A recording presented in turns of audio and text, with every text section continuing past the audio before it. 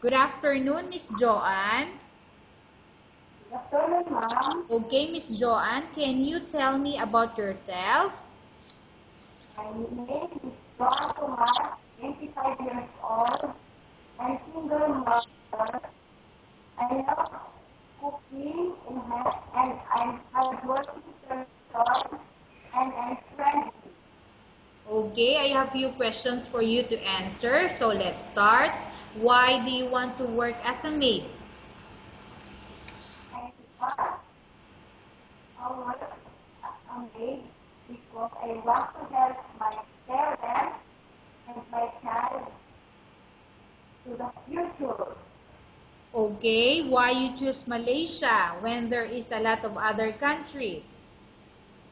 I choose Malaysia because the people there are kind, and Malaysia is nearby in the Philippines.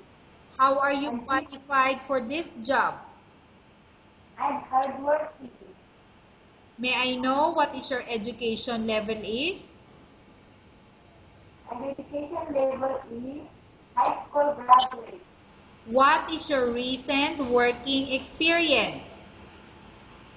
Housemaid, ma'am. Have you worked abroad before? No, ma'am. Do you have experience of taking care of baby? Yes, ma'am. And whose baby you are taking care of? My children, ma'am. Okay. What about elder or older people? Do you have the experience? No, ma'am. But are you willing to take care? Yes, ma'am. Do you have any other special skills? Yes, ma'am. Can you tell me what are those special skills do you have? Cooking food and cleaning around the house, ma'am. Okay. Are you willing to learn new skills? Yes, ma'am. Are you willing to work with a family where the mother-in-law or any relative stay together? Yes, ma'am. Currently, are you still working now? No, ma'am. Do you know how to cook? Yes, ma'am. What sort of food can you cook? Filipino food, ma'am. Can you tell me what are those Filipino food that you can cook? Fried fish and chicken and Okay.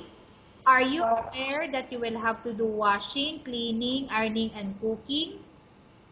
Yes, ma'am. From all the house chores like cooking, cleaning, ironing, and washing, which do you like most?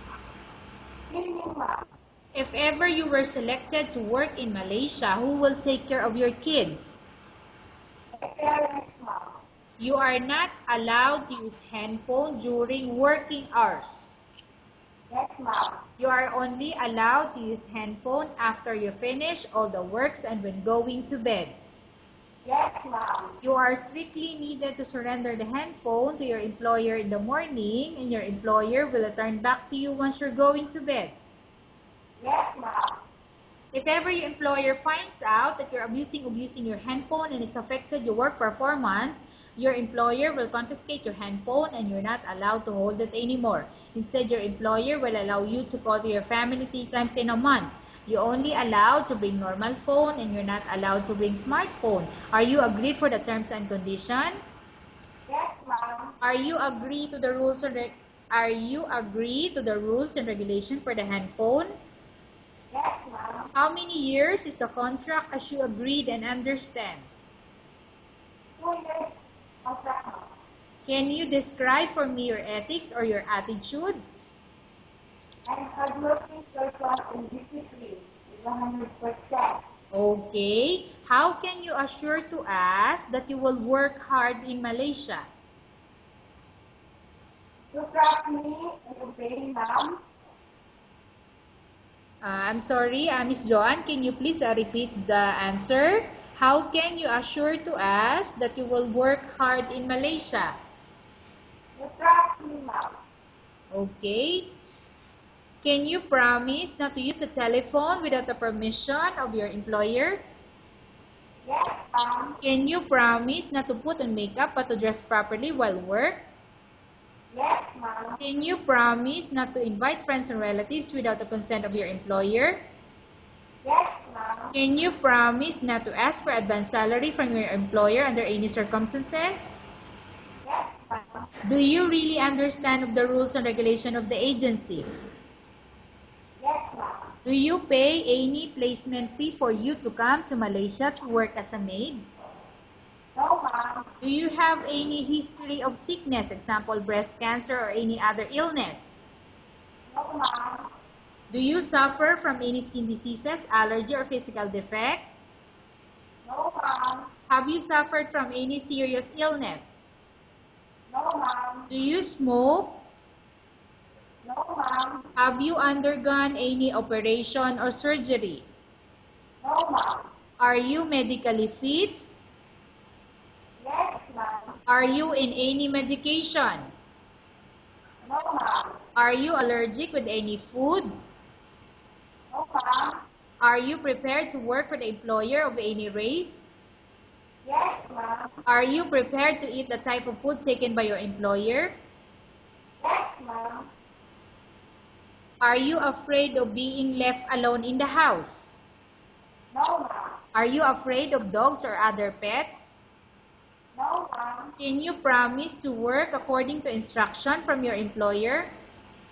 Yes, ma'am. Do you have any immediate family working in Malaysia? No, ma'am. Okay, Miss Joanne, we have finished our question section. Let's go to case study. I have a case study for you and I want you to answer me truthfully. Upon arrival in Malaysia within 6 months, if ever any of your family members pass away, what will you do? Will you continue to work till finish your contract or you will go back? I continue my contract, ma'am, and I pray my relatives pass away. Okay, tell us about yourself and why do you want to work in Malaysia as domestic helper? I'm Joanne Kumar, 24 years old. I want to work as a domestic helper because I want to help my family, my children, the future for their schooling. Okay, Miss Joanne, what do you want to tell to your employer who watching your video? Thank you very much. I hope so you want me to work as a domestic helper to you.